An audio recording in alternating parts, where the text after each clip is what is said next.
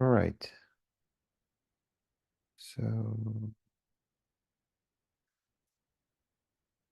yeah, let's get started then.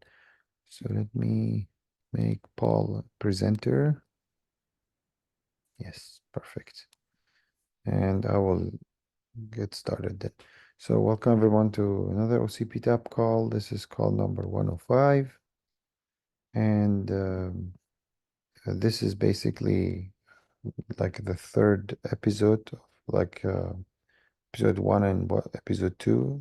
Episode one was about what, and episode two was about why, of a series that Paul has been giving us. So a little bit about Paul, which we already introduced in the previous episode, but we'll just do it again for consistency. So Paul Borrill is the Chief Product Officer at DÆDÆLUS, an expert on software infrastructure.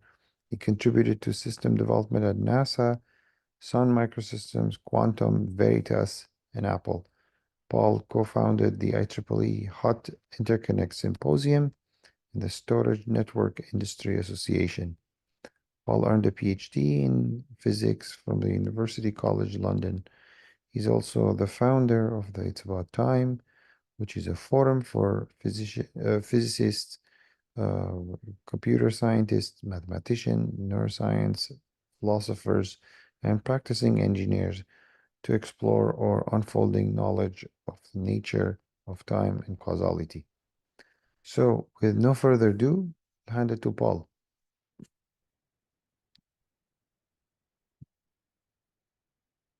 Paul, I think you're muted. There I am. Can you see me now? Yes. Excellent. Can you see my screen? Yes. Excellent. Okay, good. Well, thank you very much for that introduction, Ahmed, and thank you everyone for coming and lending me your ears for the next hour. I'm Paul Borrill, and my background is in system architecture and software and networking in those Silicon Valley companies that Ahmed mentioned. But what he didn't tell you is that my obsession with dependable computing started when I put an experiment on the last successful flight of the Space Shuttle Challenger. I'm now on my third company, determined to realize a vision for simple, reliable, and secure infrastructure. So today I'm going to give you some bad news, and I'm going to give you some good news. So I hope you're sitting comfortably. So here is what the whole series has looked like so far. As Ahmed pointed out, the first presentation I gave basically on April 10th was, is clock synchronization sufficient? And I talked about how trying to synchronize clocks in a swarm of satellites that's on its way to Alpha Centauri at 20% of the speed of light created a humongous problem technically on how you synchronize all of them. And unfortunately, AI is not going to help you with those. You actually have to have some real physics to get those things to synchronize. The second talk, which was last month, was called The Facade of Newtonianism in Networking and Its Consequences. What I described there is that the hidden assumptions about causality that we have based on Newtonian time lead to lost and corrupted transactions, which gives you silent data corruption in your data structures. So today, though, I'm going to talk about race conditions and exactly once semantics. And even though I've given you some bad news about the possibility of how far you can take IEEE 1588 in the physics, we do think that you can take the static PTP hierarchy and it can be made dynamic to support causal failover for distributed systems. So that's what I've been doing. The summary of episode one is we showed how misunderstandings accumulate in the Newtonian framework.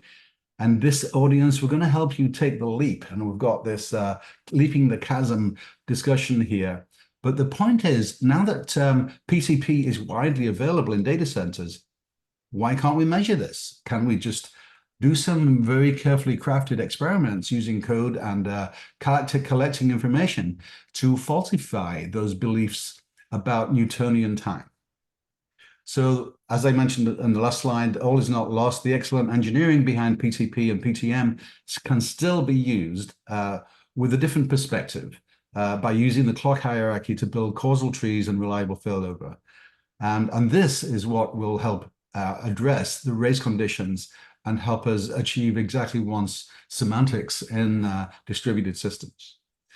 So let's talk about a little bit of news from earlier this year. This is in the White House memorandum on April the 2nd from Arati Prabhakar, who used to be the director of DARPA, and now she works for the president as a science and technology advisor. It reads as follows. I'll only read you one small piece here. Due to the general and special relativity, the length of a second defined on Earth will appear distorted to an observer under different gravitational conditions, or to an observer moving at high relative velocity. You all know this. You were taught relativity at school, or at least in first year college. So this is no news here, nothing to surprise. What might be surprising, though, is that, for example, if you try to measure this difference just on special and general relativity, you will see it'll appear to lose on average. I use the word average very cautiously there, because this is an interesting problem because of the Earth spinning underneath the moon. It will lose on average almost 60 microseconds here on Earth. With additional periodic variations. This is caused by the orbital dynamics. This holds important implications for developing standards. Notice that there is no mention whatsoever about quantum mechanics or indefinite causal order, which has the potential to wreak havoc on general relativity's smooth manifold, orders of magnitude worse than the GR calculation that they've shown here. And more importantly, even though we are used to the idea that timestamps can be high precision, but they can move around and give us some kind of notion of what now we think it is, we commit the fallacy of assuming a linear order of time. This will very soon be proven to be a fallacy, and that the world will wake up to thinking about time differently. There's the picture from Arati Prabhakar. So let's get into the meat of this. In this presentation, I'm going to try and take you from an intrinsic belief in Newtonian time to a post-Newtonian view of the world consistent with modern physics. These are not conjectures. These are experiments that can be conducted on a data center that has PTP, IEEE 1588 Precision Time Protocol. I can't hold your hand as you jump this conceptual chasm.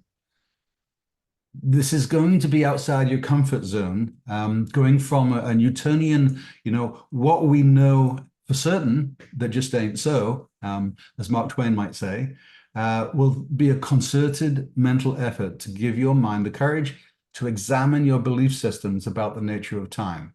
So I want to try and help you in this presentation jump this chasm to a new post-Newtonian view of time that includes both special relativity and general relativity, as we heard in the previous slide about lunar time, but it also helps you become open to the mind-blowing effects of quantum mechanics and indefinite causal order in particular.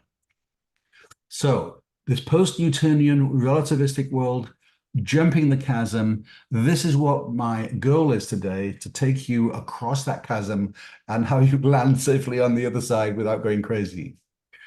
So some quick takeaways for the presentation. First of all, the bad news: synchronizing clocks is barking up the wrong tree. Space-time doesn't behave that way. Timestamps are an unsafe ordering construct for computers. And synchronized time doesn't save you. In fact, it only gets worse when you go from milliseconds to microseconds to nanoseconds, which we have with PTP now. But even if you went to picosecond and femtoseconds and attoseconds, it will just show up a much bigger, much worse situation, exposing this smooth Newtonian background that we like to assume. Now, the good news is that the configuration DAG, directed acyclic graph, for IEEE 1588 can be used to maintain causal coherence with a little help from our friends in the SmartNIC. So dislocations in causal coherence in networks happens when networks behave, when they drop, reorder, duplicate, and delay packets. But this can be mitigated if we can engineer a clean failover from one grandmaster to another without skipping a beat. Modern networks are so fast that we can create alternatives to coordination in networks designed specifically for causal synchronous flow. So applications such as AI and ML really can benefit from something like this. So the really important takeaway, though, is indefinite causal order predicts indefiniteness over any arbitrary distance, including the centimeters and meters of connections within servers and between the racks. So in the last presentation, looks like they've changed things around on me. I want my get this off there.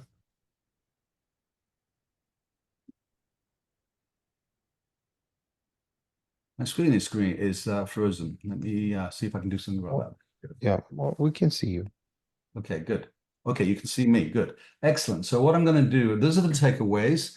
And what I'm going to do now is I'm going to just do a one slide repeat from the last presentation that I gave on facade of Newtonianism last month. Basically, I had some really good feedback from Kevin Stanton about how they think about time, and he came up with the conveyor belt metaphor. And I'm going to go through the whole reasoning on here, but this analysis says that, you know, something's wrong with our presumed notion of time, but this idea that that Newtonian and relativistic time can be thought of as conveyor belts going at different speeds. And this is true for both special relativity and general relativity, but it's not true. All bets are off when you go to indefinite causal order.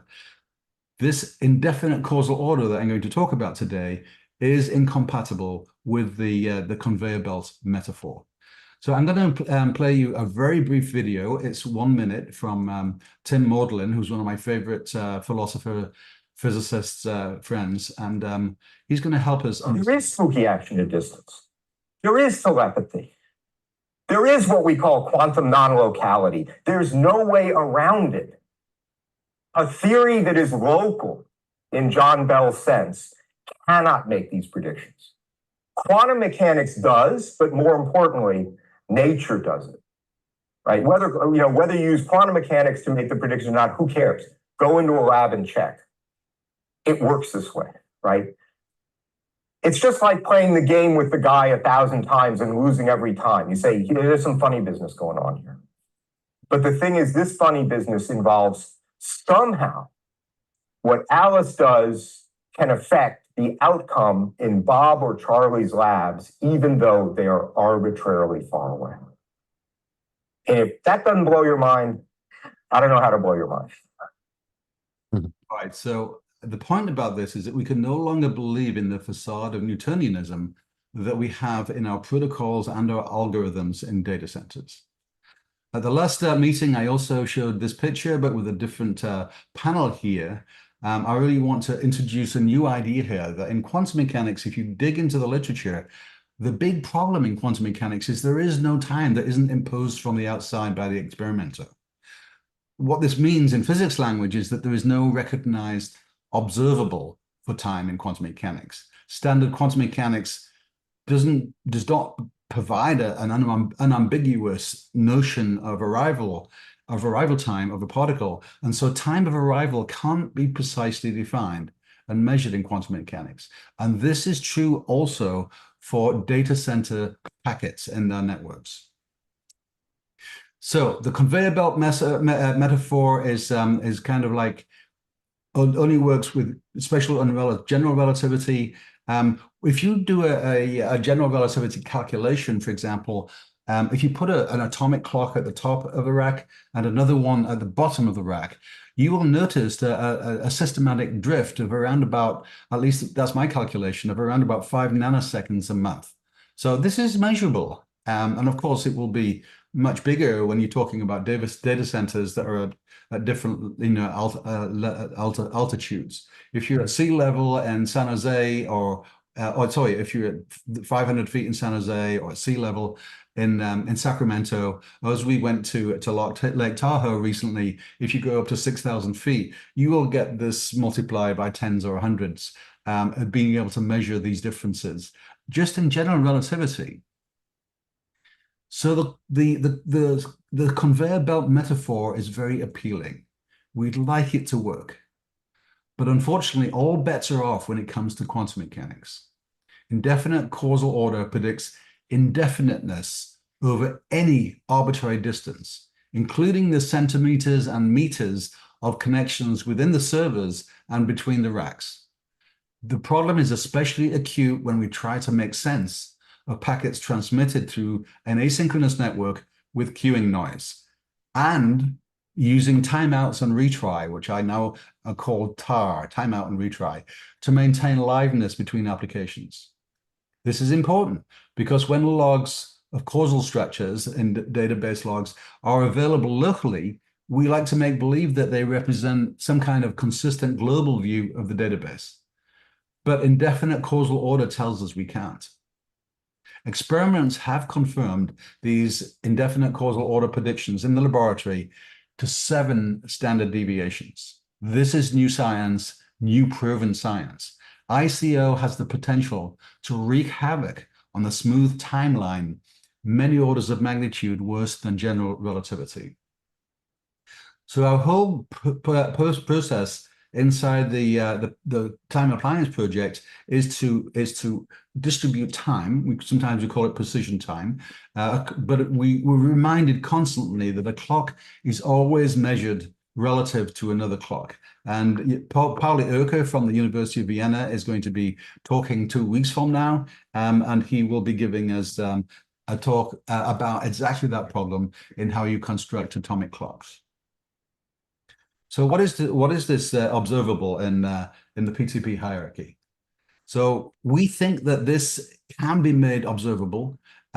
We think what to look for would be directionality violations, smoothness violations, and especially causal violations. We know that we get tons of causal violations and that these in turn cause corrupted data structures. What the root cause of this is debatable, but we think that it's open to experimentation, and anyone who has the theory that Newton's time should still be quote good enough, then will find themselves in an opportunity to falsify that belief. So current notions of physical timestamps are an unsafe ordering construct. They will cause silent data loss. There is no linear time order in space-time.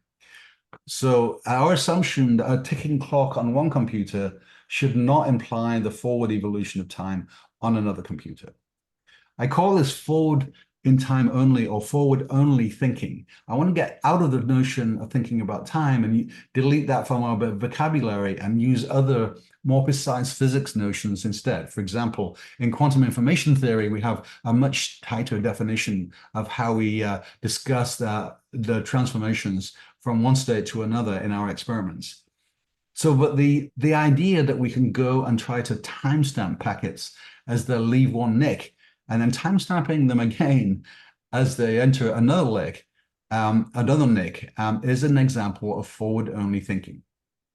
This, unfortunately, leads to an implicit belief in definite causal order on a background of time. And it's the background of time that I'm trying to raise your awareness to, that is the implicit belief that all of us have. There is no evidence of this in physics. Our observer-centered human view of time appears to be monotonic and irreversible only because our eyes and ears and the surdas in our NICs see only the receiver end of a one-way Shannon channel. So let me say more about definite causal order. And I want to put this in the context of what distributed systems applications do and have been working on for the last 40 plus years. Lamport timestamps were the original paper, time clocks and the ordering of events. And by the way, you can see at the bottom of if you see anything that has blue with an underline on my slide deck, click on it. It should take you right to the presentation or to the literature that talks about this. So Lamport timestamps assume a globally unique identifier. The growing size of those identifiers represents a challenge to the growth in the space needed to store the timestamps, not only in memory, but also on the messages. But what happens when it rolls over? I mean, we usually try to make them big enough that it doesn't matter, they're not going to roll over for 10 years, hopefully, and sometimes they do. And indefinite timestamps, which I'm calling the other alternative to logical timestamps, I ask instead, what is the minimum possible size of the counters? Not is the maximum possible size. And what happens when the errors make the bits flip? So I'm going to define temporal intimacy in this description here as an unbroken path of events from causal operators on one data structure across the network and completed on another data structure with one or more directly connected, for example, not multiplexed interactions. Now, the big issue in Lamport's timestamps here is that these timestamps are defined as A happens before B. And the arrow that he uses causes a concept called happened before. This is what he's very famous for. But unfortunately, it's a definite causal order, not an indefinite causal order. And it shows up here because if although we expect if A happened before B, then B always has a greater timestamp than A. In other words, the timestamps are consistent with causality. However, the converse is not true. In general, if B has a greater timestamp than A, we know that B doesn't happen before A. In other words, there's a not there in the arrow. But we do know, but we do not know whether it is the case that A happens before B or A is in parallel with B. This is one of the issues that this linear time order that Leslie Lamport was trying to create has been addressed by vector clocks and matrix clocks later on, and the problem just gets worse. What else do we need to look at in terms of computer science? According to Martin Kleppmann, linearizability is defined in terms of real time, which is a hypothetical global observer who can instantaneously see the state of all nodes, or a perfectly synchronized clock on each node. That determines the start and finish times of each operation. I've given a reference here at the bottom. Martin Kleppmann's notes are about the best you can get. He's an excellent lecturer. His notes from last year were just superb, describing all of these problems in data centers. And what he's basically saying is that there is no such global observer or perfectly synchronized clock in a universe with a finite speed of light. And the reason for that is because everything we receive is from the past. The only way the two clocks can have the same, quote, time at any instant is for one clock to wait for the ticks from the other, or for both of them to be frozen for the round trip time between the two endpoints. This is not the one-way speed of light, which we call dissemination. This is synchronization. You have to have a round-trip synchronization in order to be able to complete the signal transfer. And as I said in the presentation last time, space-time appears to have a handshake. And you'll see this in entanglement and other experiments that I've done in the laboratory. Quantum mechanical indefinite causal order implies that time goes in both directions from each relative observer. You choose one or the other to define the causal order, but not both. So how does this show up? If we compare linearizability in computer science with the experimental verification of indefinite causal order, you will find that there's some interesting challenges here. And I'd like to be able to discuss this with the community on how we deal with it. So the big debate here is that linearizability is a special case of strict serializability, where transactions consist of a single operation applied to a single object, like reads and writes or gets and puts, for example. Concurrency control mechanisms, which are appropriate for serializability, are typically inappropriate for linearizability because they introduce unnecessary overhead and place unnecessary restrictions on concurrency. So in other words, the people who build databases really want to have them scale much better, and they like to cheat on their isolation semantics. This is a big debate that's going on in the database community. You can dig into the literature and find lots of things going on here that are worth looking at. But this really is the issue. This indefinite causal order basically says that Lamport's framework is now out of date. It doesn't recognize indefinite causal order. And if you click on the Orshakov presentation here, and also Julia Rubino's paper, which is shown here on this slide, you will find that there's an entirely new world here of discovery that's happening in physics that has got thousands, if not tens of thousands, of physicists around the world working on. And we do have many, many verified experimental results. We can no longer afford to ignore it. Now, Edward Lee is a very famous professor at UC Berkeley, and he's joined our Mulligan Stew Gang, which meets on Friday mornings at 7 a.m.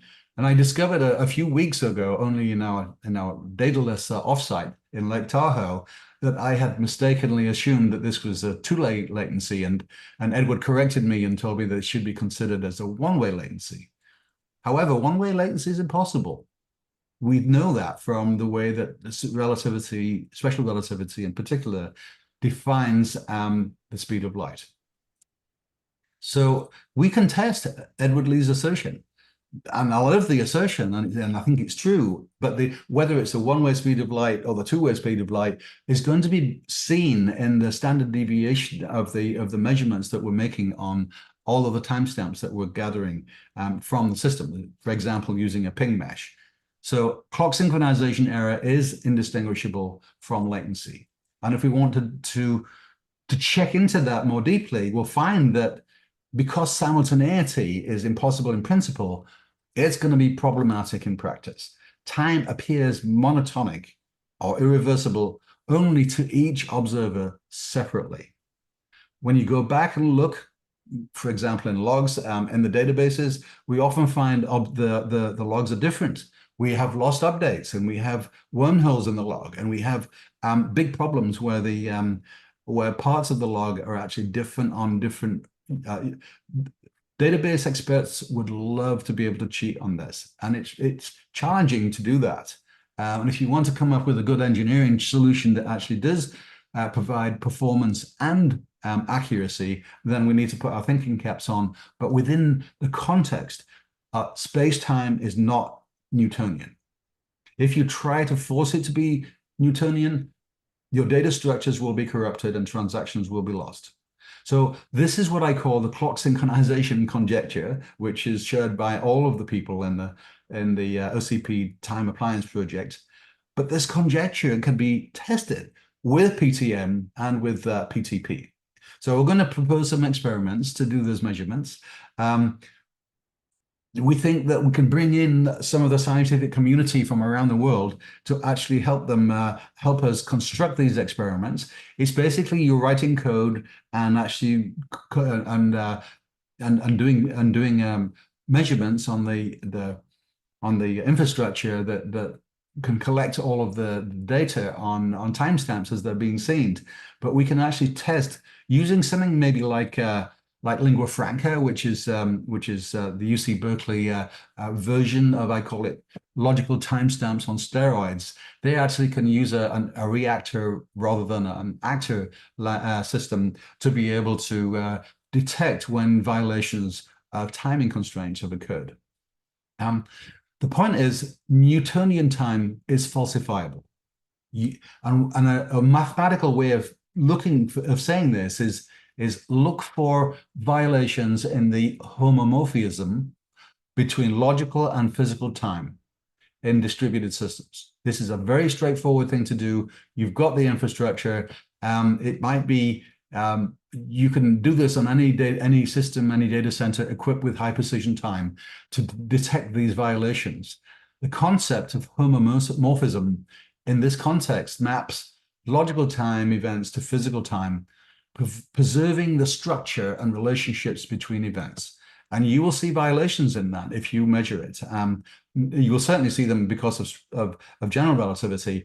But the point is, how much worse are they when you have to deal also with indefinite causal order? So what does this have to do with race conditions? When you have multiple clocks that are all trying to synchronize with each other, when you go from a synchronous to an asynchronous interface in our logic, we are going to see all sorts of random things happen. You get randomness when you synchronizing one clock against a signal that's coming in, and our SERDES has to go into training to be able to like guarantee that the frequencies and that the passage of data is happening correctly instead of a problem. What I'm trying to do here is say that, look, race conditions are going to happen between clocks. But if you understand why they're happening, you can actually use the PTP hierarchy to solve this. You can basically say, who do I trust? Now, once you've got a stable causal PTP hierarchy, you can then do things against that with the distributed applications. But if you ever have any failures, and unfortunately the network introduces failures, it makes it impossible to tell whether the atomic clock the grandmaster has died or whether it's just been blocked by the network for that particular point. So this brings us to the point of the presentation here. Exactly once semantics is impossible if you're just using forward in time only kinds of algorithms. The only way one is able to reason about time as forward only is what gets us into trouble. Our algorithms will be missing what Lucy and Hardy at Perimeter Institute says we're missing half the picture. So we accumulate misunderstandings on how systems fail and recover because linearizability and serializability and all our failure recovery algorithms, streaming data flows in AI and ML, Shannon channels, even a one-way Shannon channel, and even a Turing machine is forward-only thinking. That is the new work that's going to be done this century or this decade, hopefully, on how we can actually understand how to engineer things that can exploit and leverage the randomness that we get from these race conditions, and also be able to solve distributed systems problems with much greater probability of success. So I got a term from Pat Helland. He calls it jittery. Servers are jittery. He has a paper on this. I even have a podcast with Pat Helland on the ItsAboutTime.club. But the point I want to make here, after all of the presentation I've just given so far, is that servers are jittery because of indefinite causality. And yes, it is made worse by networks when they drop and delay and duplicate and reorder packets. But we think we can fix that by making consistency a synchronization thing instead of a timestamp thing. So we believe that causality can be measured, can be managed in distributed systems. This is a similar slide to one I gave last time, but I want to point out something here. The standard concerns that we think about, clock drift, network weather, queuing noise, susceptibility to failures, these are all real concerns, and definitely some engineering work needs to happen to make them better. But the challenge is that the timeline violations are going to happen even when it's working properly. We are going to see, as we've seen for decades in the database community, catastrophic disruptions during holdover.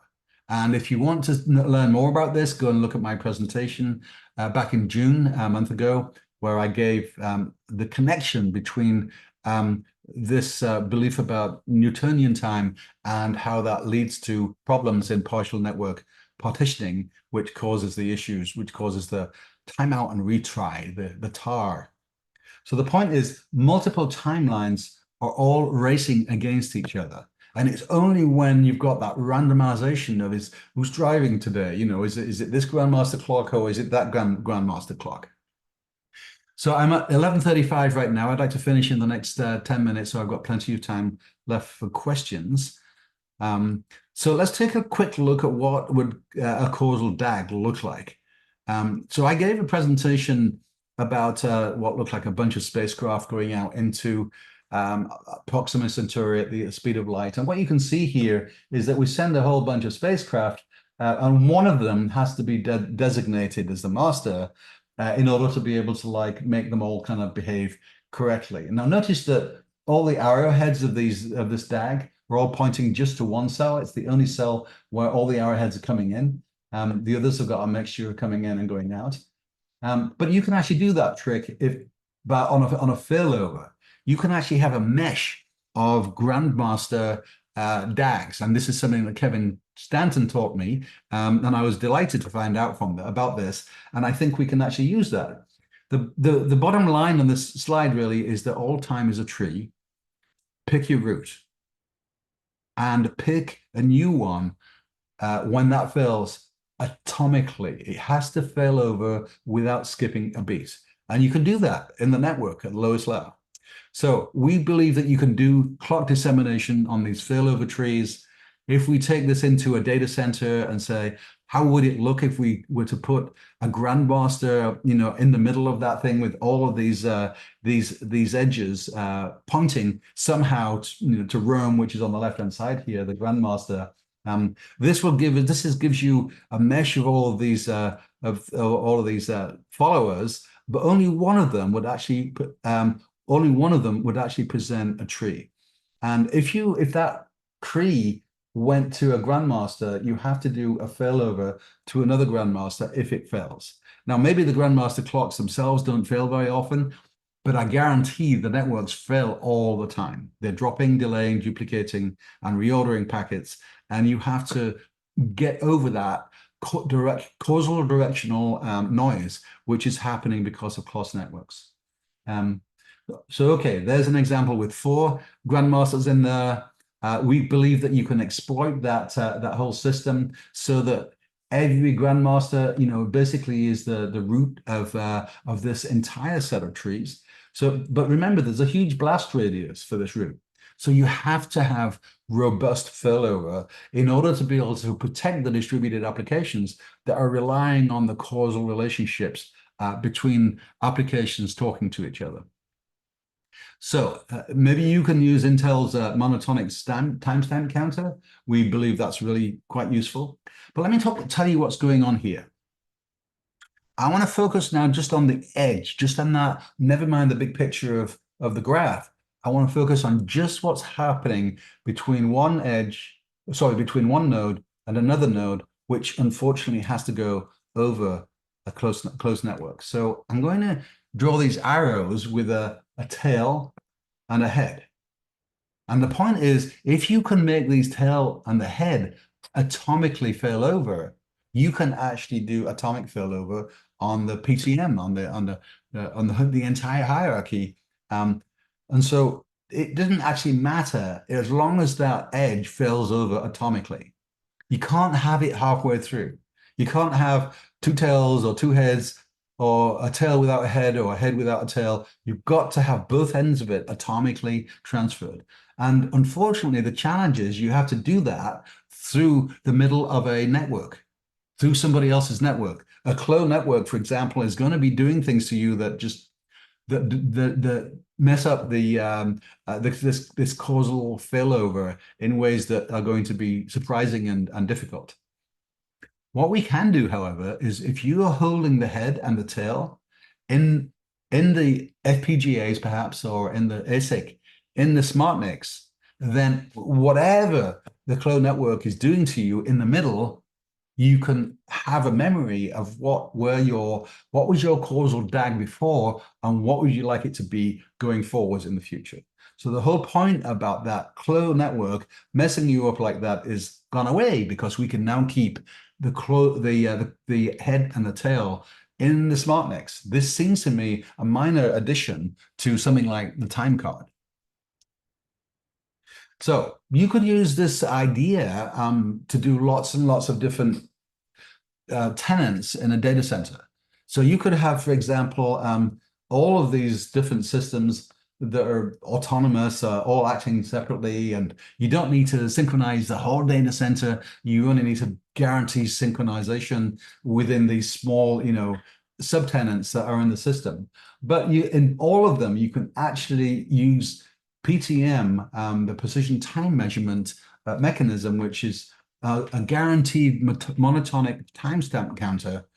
You can have several temporal intimacy domains, or what are called fiefdoms here, for different application services.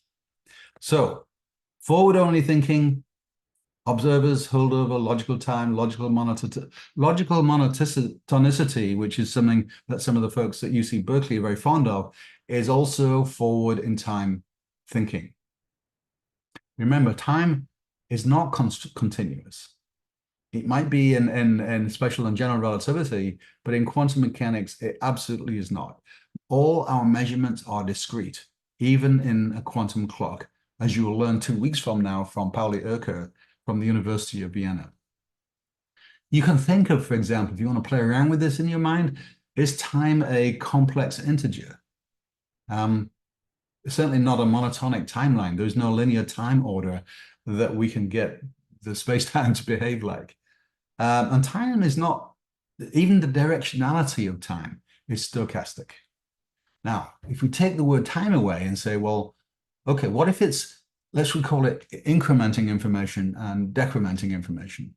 And then we find that there's a lot we could talk about with Shannon, for example, because Shannon's entire theory is for a flow of information from a transmitter through a medium to a receiver. And the idea of the channel capacity in Shannon's wonderful theorems has basically led to all of this fantastic technology that we've developed over the last 50 plus years. We think that within the context of information theory, we can understand this much better, and also bring some mathematical precision to the arguments, both theoretically and in order to be able to calculate what we will see perhaps in measurements. This also allows us to be in cahoots with the folks who are messing around, who are writing the scheduler in the Linux kernel. If you couldn't give the PTM the reverse control, in other words, we can say, if we can give uninterruptible time slices to the CPU, which we can guarantee, maybe it's not using the whole time it could have before it was rudely interrupted by the scheduler, but maybe we have an agreement with the scheduler that this thing gets 1 microsecond, no more, instead of whatever is the current ticks in Linux. Then you could trade off the maximum utilization time for short, precise event slice scheduling. And modern high-performance systems use polling instead of interrupts anyway, so they don't need to be interrupted. They will be polling across the DK into the SmartNIC. And so you can play with this bandwidth versus latency consistency problem and guarantee that you can get the maximum performance, but not get any violations in the consistency that you would expect. So remember that another application is machine learning is sparse. Local near-to-near bandwidth is more important than global all-to-all bandwidth. So that leads me to, it's now 11:44. It leads me to use cases. I've just described to you the reliable failover with multiple grandmaster clocks. So you can begin with 4 grandmasters. I think it scales to 256 with which is a PTP limitation that Kevin told me about. You can build with this, you can build distributed, scalable, high-frequency transactions. So you can use the causal trees with the PTP hierarchy to provide a genuinely level playing field for all stock exchanges around the world. This is a big problem that every country has, and how to deal with the cheating and other ways that they get around the regulations in these stock exchanges. And so what we'd like to be able to do is turn it from being something that can get around on a regulation to, make them, they have to defeat the speed of light if they want to defeat the system. We can also have, for example, instead of data lakes, which have all of this random timestamps all over them, that when you try to go dredging for data, you can't basically relate them together properly because the timestamps just don't give you the kind of information that you need. So what you could do instead is have a data river where you supplement global causality in a data flow pipeline with local synchronizations. For example, using timestamps as labels. This is what the user thinks happened, not for causal order. And if you were to talk about AI stuff, there's a big problem in AI and learning in particular. We need a coherent workload synchronization. So the problem is link level retry, or when links start to misbehave, are going to disrupt some of the things that's going on and cause these timeouts and retries. So we think it's possible to replace link level retry with this atomic causal operators at layer 2 to guarantee transactionality. And the thing that's nice is we can do this without restarting everything and losing hours or days worth of work because the system has to go back to the last snapshot, for example.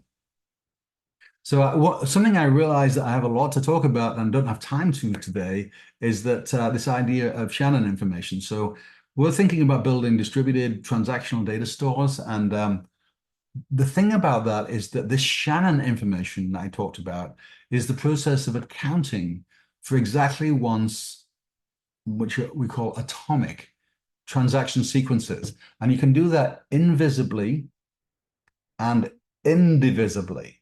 In other words, you can make them guaranteed to be atomic, and you can make them hidden in the SmartNIC so that the applications don't even have to know this is going on under the hood.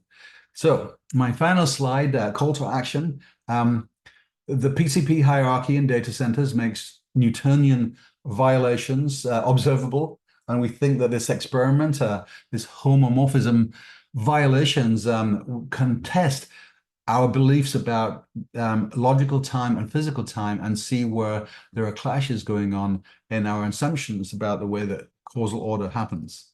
Lingua franca can help us do this. We can detect monotonicity violations. We can detect directionality violations. We believe we can detect smoothness violations. For example, max plus algebra violations might happen on that test. And also this belief that I try to get you all unstuck from, that there is a background of time, we can see that those will be, that can be shown too. Those can be exposed and violated. So just to close up here, in 2 weeks' time, Pauli Erke is going to be giving a talk on quantum time, and he's one of the world experts on that.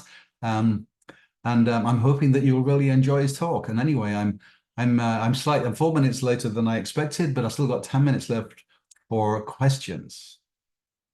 So, what questions does anyone have? So just Wonderful. Let's briefly, open the floor for questions. Yeah, go ahead. Ashar. yes, can I ask a question, Ahmed? Yes, absolutely. Go ahead. So Paul, it's interesting to hear this presentation in 2 weeks about quantum and time synchronization. How you think time synchronization in quantum communication network will be different from classical network? So first of all, I made a statement at the beginning of the presentation, which is really hard for everyone here to hear. Time cannot be synchronized. It can only be disseminated. So what's really going on here, and what I realized in all of the variations that messes up the causality about applications and algorithms and the networks, is that you've got something already that does the job. You've got to have a root. And you've got that. You've got the grandmaster, and you've got boundary clocks, and you've got ordinary clocks, and you've got this whole PTP hierarchy. The thing that's interesting is you've engineered the solution to the problem that you've created. Now, the other problem is, well, okay, if you've got this set of grandmaster clocks, and you've got maybe 4 of them in the system, or 10 of them, or 256 of them, then clearly you've got an extremely robust mesh. So then the only problem that you're left with is what happens when one of them fails, or the path to one of them fails over the network. And the answer is you have to have a smooth changeover, an atomic changeover. You can't just have the idea that holdover will keep you safe while you're doing a failover from one grandmaster to another. That's where you'll find all of the violations in causality that will create corruptions of the data structures. Did I answer your question, Hisham? Yeah, that's good. That's good, actually, because Paul, we have Ahmed created a new work stream about industry and academia engagement to look into time synchronization problems. So I started series of presentations from NEST and others, and will continue till August, till end of August, where they all talk about time dissemination or synchronization in quantum communication networks, and how it is different from classical networks. So you're right. It is time is not synchronized. It is disseminated. You're correct. It took me a long time to come to that conclusion, by the way, because I lost a lot of sleep for several years hoping I could synchronize time. I discovered that I couldn't. You're right. Very But good if point. time Thank you is very much, Paul. Thank you. if You're time welcome. is decimated, who's decimating it? The source that created whatever? Dissemination basically means that you pick a route and you treat it as the bird's eye view of time in the system. The ideal candidate for that is the grandmaster. But be wary, you don't need to have the grandmaster synchronized to the outside world and pretend that it's trying to synchronize with GPS time. That's another fallacy. All you need is the grandmaster inside the data center. And if you use this picture here, you can have whoops, what's going on with this? Never mind. Never mind it. I can't get my Zoom to behave itself. But Dan, thank you for the question though, because it's a great question. What I'm saying is you've got a system where the belief that you can synchronize time is barking up the wrong tree. It's actually space-time doesn't behave that way. And you can test that with your own environment. But you've also built your own intrinsic solution to this. The PTP hierarchy is already there. It already has to be configured. I know that there are some challenges to configuring them automatically, particularly some security challenges. But so even if you configure them manually, you could then, use the same mechanism to have a much more secure way of configuring them and failing over automatically. So I think there's plenty of room within the protocols and within the development of the standard where we can solve those problems. Is the message I want to give everyone. I see. Did I answer your question? I think so. Okay, But thanks. in lieu of or lack of a grandmaster, I mean, just in time in general, outside of a network, is there anything disseminating time? I don't know. It's an interesting thought. It's a good point. And I think the whole of my presentations, all the way from the beginning, episode 1, episode 2, and episode 3, the answer is no, you can't synchronize to some arbitrary, background in the sky. It doesn't exist. There is no big clock in the sky. And as the presentation in 2 weeks is really going to be showing quite quite adeptly and with a great deal of scientific integrity and discipline, Pauli Oker is going to show you that you always have to measure one clock against another. Mm-hmm. And what happens is that really is an answer to your question. It basically says there is no clock in the universe. All there is relationships. And so what you're measuring is a relationship between one thing and another thing, even when you go down to the quantum relationships. Interesting. Thank you. Okay, you're welcome. Anyone else have any questions? I have 5 minutes left.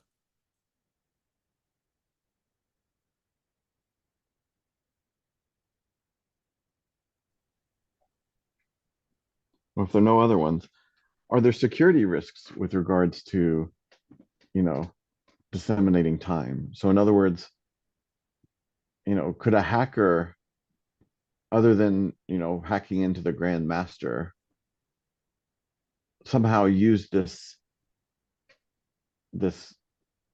time dissemination against a database or against an application that uses precise time? Just That's a thought.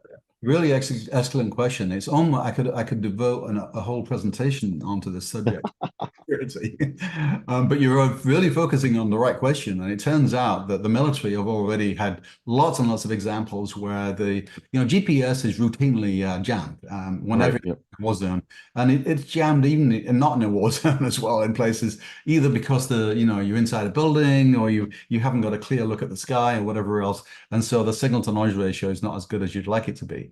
So what I'm trying to disconnect you all from, I'm trying to connect you from the umbilical cord of believing that there's something out there that you can connect to, and recognizing that what you have to engineer is inside the data center, and that you kind of already got it with these grandmasters. So that's one security problem.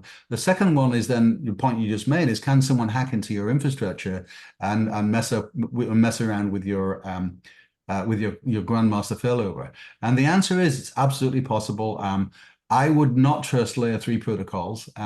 I would want to really solve that problem at layer 2, because I think you can get more security at layer 2, as long as you don't allow the switches to do learning, and then you can't get the bad guys, coming in with a 0-day exploit, burying themselves in the kernel and then showing up, a month later, trying to send some poison packets to the switch to cause it to sing. There's the classic way that the hackers get into a large data center.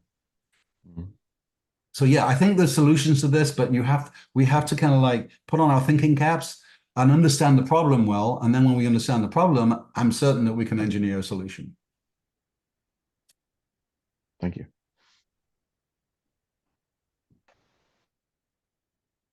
So Judith, do you have any questions? I have a huge respect for your work.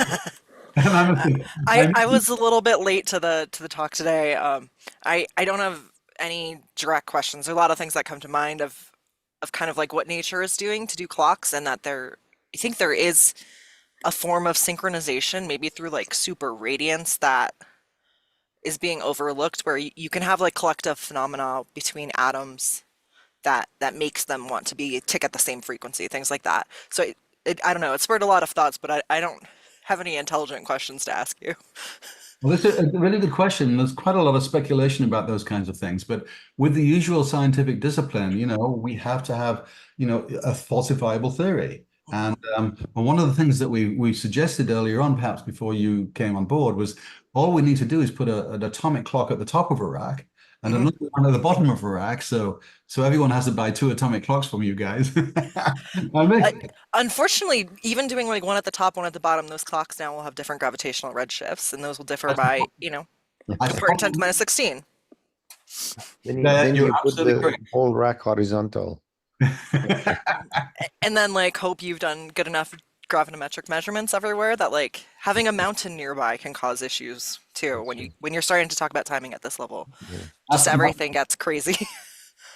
That's the point we're making on a smooth manifold. Yeah. So I calculated about 5 nanoseconds a month of systematic drift from the top and the bottom of the rack. I don't know if that's a number that you recognize or. I haven't done that calculation. Okay. I feel like that's a little bit big, but Uh, I mean, I haven't run the numbers.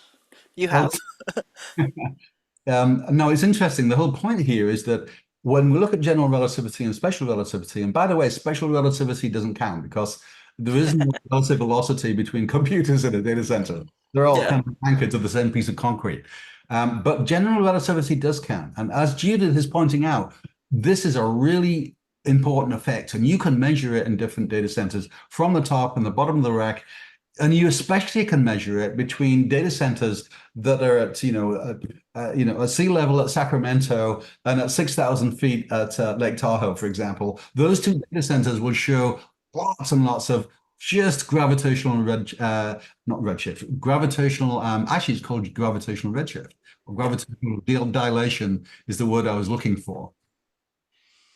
That's an interesting point I've never thought about if there is compensation that data centers are currently applying for centers that are at very different altitudes. The point of the presentation, and I got to this early on, perhaps before you came, is that indefinite causality has the potential to wreak havoc on a timeline that could be many orders of magnitude worse than general relativity. I mean, I'm definitely going to go back and rewatch. I've really enjoyed this series. I am kind of hoping for a part 4 that talks about security implications. I love Dan's question there. I thought that was really interesting. If you think you have enough content, which I've very little doubt that you don't have enough content, that'd be great. I realized, so first of all, I realized as I was doing this is I had like 100 times as much material as I could put in one presentation. Yeah. And a part of it comes from having a wildly ADHD mind, but also fortunately stuff excites me so I can work on it and can focus and it can produce results. But the security in particular is what I worked with quite a lot at Apple, and I learned a lot in some of the other companies I worked in. And I just realized that all the way that we do networks today isn't so much a problem of time stamping and synchronized time. It's just the way that layer 2 and layer 3 are organized. They're just intrinsically insecure. Yeah, I can definitely give a talk on that, but I don't know if it belongs in the time appliance context. That'd be cool though. That'd be really helpful. Let I me add. do Oh, agree go with ahead. like it's very hard to explain to people, even talking about like UTC traceability, things like that. Like there is no actual real time. It's just a group of people saying this is the case, and you can calibrate enough oscillators to say these are probably going to agree with each other to this level. But it is really hard to communicate to people. Like there's no official time. There's nothing that does it. It is a social construct, and I think you've explained that in a variety of different ways, all coming to the same conclusion, which has been cool. Thank So you. I was curious of one other question. So if you have a crystal oscillator at the bottom of a rack and a crystal oscillator at the top of the rack, will one always run faster than the other? Well, in principle, yes, but the accuracy isn't good enough to be able to measure it unless you measure it for like 6 months or a year or something instead of, a few days. Even at 6 months a year, I think the noise processes long term and those would override what you'd see in terms of the gravitational shift. Like right now, in order to see shifts like that, people are using like some of the most advanced lattice clocks out there where you need like a part in 10 to the minus 18 to do about a centimeter. I But see. once you're starting to talk to like meters for the rack, you start getting close to the limitations of where we're going with commercial clocks today. And like that's one of the reasons why people like they don't know how to use them. When you get better timing, your time becomes positionally dependent as well. And that's a complication people aren't ready or understanding when they want better time.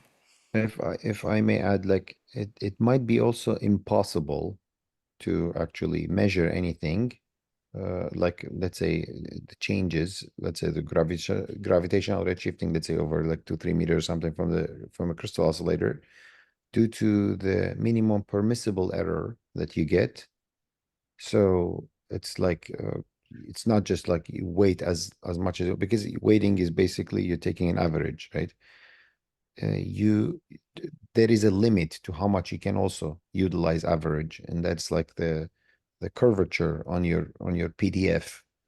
And like if you there is a certain point you cannot go below that. It's similar to, let's say, yeah, if you take an average from like rolling a dice, great. Like doesn't matter to take 1 million, 1 billion, 1 trillion averages from whatever, you're gonna always get 3.5 with 2.5 standard deviation.